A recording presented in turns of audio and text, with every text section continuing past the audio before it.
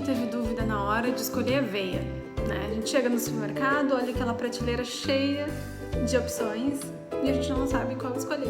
É sobre isso que a gente vai falar hoje. Bom, a aveia, ela é um cereal super versátil, extremamente nutritivo. Ela tem carboidratos e proteínas. Ela tem minerais importantes como magnésio, fósforo, zinco. Ela é fonte de vitaminas do complexo B. E o que torna ela ainda mais especial é a presença das beta-glucanas. As beta-glucanas são um tipo de fibra solúvel, tá? Que vai ter um impacto super positivo na nossa saúde. As beta-glucanas, além de favorecer a função intestinal, muito por contribuir com um melhor padrão, né, de microbiota intestinal, as beta-glucanas também ajudam a diminuir, a reduzir o colesterol absorvido dos alimentos. Então, o consumo regular de aveia dentro de um contexto de vida saudável vai ser super benéfico e vai auxiliar, de certa forma, a prevenir diversos tipos de doenças, como as doenças crônicas. Mas existe um tipo melhor que o outro, será? Bom, vamos falar um pouquinho sobre a anatomia do grão, que a gente consegue entender sobre as diferenças entre os tipos e chegar a uma conclusão. Bom, o grão de aveia ele é constituído por uma casca, né? Depois da casca vem uma película mais externa, que é o farelo. Dentro do farelo vem o endosperma, que é o miolo do grão, é o principal constituinte desse grão, e aí dentro desse miolo ainda tem o germe, que é a parte mais interna. Então, cada tipo de aveia vai ser extraído de uma diferente parte do grão da aveia, tá? A aveia em flocos, ela é o grão íntegro, tá? Ela é o grão inteiro que passou por um processo de achatamento.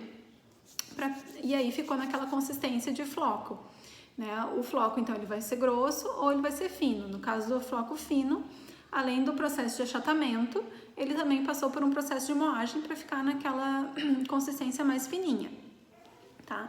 Depois do floco de aveia, a gente tem o farelo de aveia. O farelo de aveia, também conhecido como haute bran, é apenas a parte mais externa, que foi destacada das outras partes do grão, e com isso o farelo ele vai ter um maior teor de fibras do que os outros tipos de aveia e um menor teor de carboidratos, tá?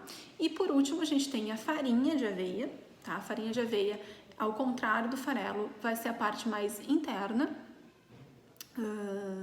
do grão, né? Vai ser a parte do endosperma que vai ser separado das outras partes, e aí o endosperma vai ser moído até formar uma farinha fina, e com isso a farinha, ao contrário do farelo, então vai ter menos fibra e mais carboidrato. Eles são os opostos. Em termos de teor calórico, eles são muito semelhantes, isso não é levado em consideração na hora de escolher um ou outro tipo. Tá? O que normalmente se usa para diferenciá-los é a quantidade de fibras, que o farelo que é o tipo que mais vai ter fibra, passando pelos flocos e terminando na farinha, que é o que menos vai ter fibra. E outra questão é o teor de carboidratos, que o farelo é o que menos vai ter, o floco vai ser o intermediário e a farinha vai ter um teor um pouquinho maior. Tá? Isso é um problema? Não, não é um problema. Tá? Dentro de um estilo de vida saudável, isso não é um problema.